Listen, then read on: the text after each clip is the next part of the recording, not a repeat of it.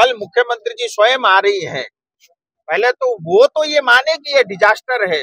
पहले तो मुख्यमंत्री जी को ये मानना पड़ेगा कि यह प्राकृतिक आपदा आई है। आप पिछला फ्लड के समय आपने ये मान्यता नहीं दी, इसके कारण आज तक लोगों को मुआवजा नहीं मिला। फेडरल स्ट्रक्चर के अंदर में पहले स्टेट और मुख्यमंत्री को ये तो मानना पड़ेगा ना, ये डिजास्टर है। जब वो स्टेट डिजास्टर घोषित करेंगी तभी तो केंद्र सरकार को पता चलेगा और नेशनल डिजास्टर इसको घोषित करेंगे। मैं उनका प्रस्ताव का स्वागत करता हूं, जरूर होना चाहिए, लेकिन पहले हमको हमारे मुख्यमंत्री को मानना पड़ेगा कि यहाँ इतनी बड़ी प्राकृतिक आपदा आई है। मैं फिर कहता हूं, राजनीति करने का ये समय नहीं है, ये समय है एकजुट होकर के लोगों को जो कष्ट हो रहा है, जो तकलीफ है, उसको कम करने। देखिए, इस समय मैं दूधे में मौजूद हूँ और मेरे पीछे ये जो ब्रिज था ये पूरी तरह टूटी है और उसके कारण सिलीगुड़ी का जो संपर्क मार्ग था मिरिक के साथ वो टूटा हुआ है।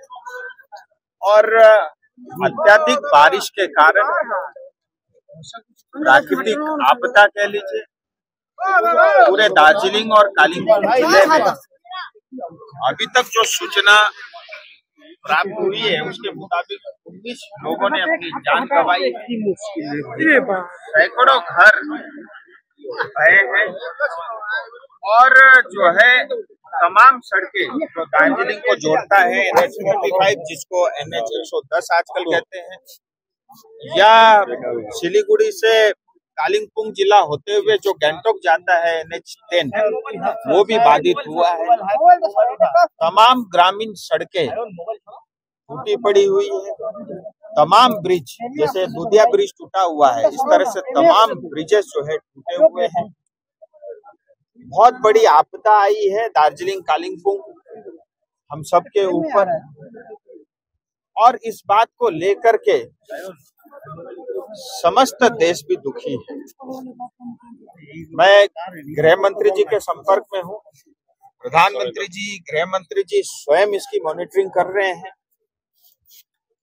और इस समय हालात को काबू करने के लिए NDRF की 3 टीमें ऑलरेडी तैनात है और उसके अलावा 2 टीमें हेडक्वार्टर यानी मालदा से उनको रवाना कर दिया गया।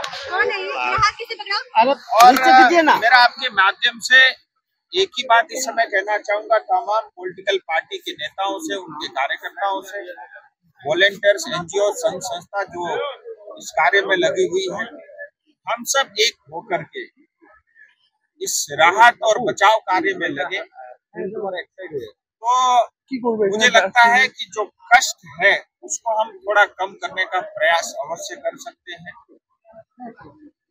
और एक बार ये स्थिति जब पूरी तरह क्लियर हो जाएगी तब इसके बारे में पूरी जानकारी प्राप्त होगी। और जैसा मैंने बताया, अभी तक 19 लोगों की मृत्यु हो चुकी है। और मैं आपके माध्यम से एक गुजारिश भी करना चाहूंगा, जैसा मुझे सोशल मीडिया के माध्यम से सुनने में आया कि कल पश्चिम बंगाल की मुख्यमंत्री आदरणीय ममता बनर्जी आ रही है दार्जिलिंग, मैं उनका स्वागत करता हूं, ऐसे समय में जरूर आना चाहिए। लेकिन पिछली बार जब कृष्णा में फ्लड आया था तब आपसे गलती हो गई थी। मैं आपके आने से पहले इस बार निवेदन करना चाहूंगा कि जब आप कल दार्जिलिंग आएंगे, जाने से पहले इस प्राकृतिक आपदा को आप डिजास्टर घोषित जरूर करें, क्योंकि तीस्ता बाढ़ पीड़ित को आज तक कोई राहत नहीं मिला, किसी तरह का मुआवजा नहीं मिला। और ममता बनर्जी ने जो 25 करोड़ की घोषणा की थी वो 25 करोड़ आज तक दार्जिलिंग जिले में नहीं पहुंचा।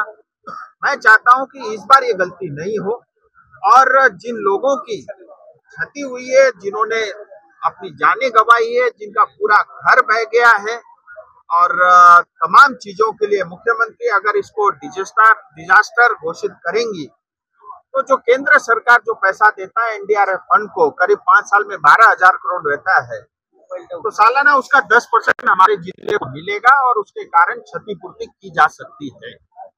और मैं केंद्र सरकार के भी लगातार संपर्क में हूँ। मैं प्रधानमंत्री जी, गृह मंत्री जी से भी निवेदन करूंगा कि जो भी राहत और जो भी दार्जिलिंग जिले को इंफ्रास्ट्रक्चर बनाने में या लोगों की जो कष्ट है लोगों को जो नुकसान हुआ है उसके भरपाई के लिए जो भी करना होगा केंद्र सरकार अवश्य करेगी, ये भी मैं आपके माध्यम से बताना चाहूँगा। मेरी गृह मंत्री जी से स्वयं बात हुई और तत्काल इस स्थिति में जो वो कर सकते थे इमीडिएटली उन्होंने एनडीआरएफ से बात करके एनडीआरएफ की टीम को रवाना किया।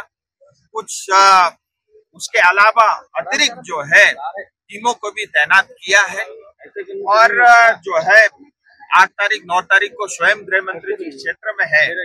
बाकी विस्तार से बातें मैं उनसे करूंगा और अभी 5 बजे तक की भी रिपोर्ट पीएमओ और एचएमओ को मैं यहाँ से भेज चुका हूँ। और मेरा सबसे निवेदन है पुलिस प्रशासन से लेकर के तमाम पॉलिटिकल पार्टियों के साथियों से, मुझे लगता है इस समय हम सब ने एक हो करके लोगों को जो भी कष्ट हुआ है उसको कम करने के लिए हम सब लोग प्रयास करें। कल मुख्यमंत्री जी स्वयं आ रही है, पहले तो वो तो ये माने कि ये डिजास्टर है, पहले तो मुख्यमंत्री जी को ये मानना पड़ेगा कि यह प्राकृतिक आपदा आई है। आप पिछला फ्लड के समय आपने ये मान्यता नहीं दी, इसके कारण आज तक लोगों को मुआवजा नहीं मिला। फेडरल स्ट्रक्चर के अंदर में पहले स्टेट और मुख्यमंत्री को ये तो मानना पड़ेगा ना ये डिजास्टर है। जब वो स्टेट डिजास्टर घोषित करेंगी तभी तो केंद्र सरकार को पता चलेगा और नेशनल डिजास्टर इसको घोषित करेंगे। मैं उनका प्रस्ताव का स्वागत करता हूं, जरूर होना चाहिए, लेकिन पहले हमको हमारे मुख्यमंत्री को मानना पड़ेगा कि यहाँ इतनी बड़ी प्राकृतिक आपदा आई है। मैं फिर कहता हूं, राजनीति करने का ये समय नहीं है, ये समय है एकजुट होकर के लोगों को जो कष्ट हो रहा है, जो तकलीफ है, उसको कम करने।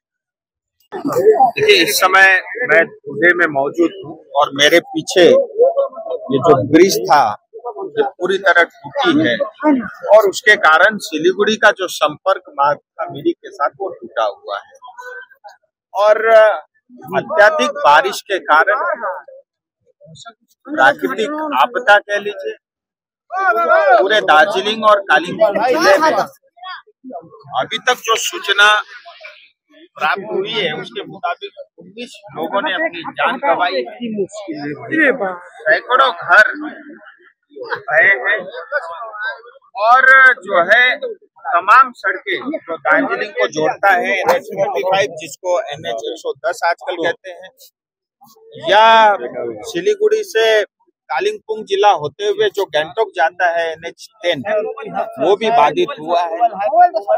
तमाम ग्रामीण सड़कें टूटी पड़ी हुई है, तमाम ब्रिज जैसे दुधिया ब्रिज टूटा हुआ है, इस तरह से तमाम ब्रिजेस जो है टूटे हुए हैं। बहुत बड़ी आपदा आई है दार्जिलिंग कालिम्पोंग हम सबके ऊपर और इस बात को लेकर के समस्त देश भी दुखी है। मैं गृह मंत्री जी के संपर्क में हूँ, प्रधानमंत्री जी, गृह मंत्री जी स्वयं इसकी मॉनिटरिंग कर रहे हैं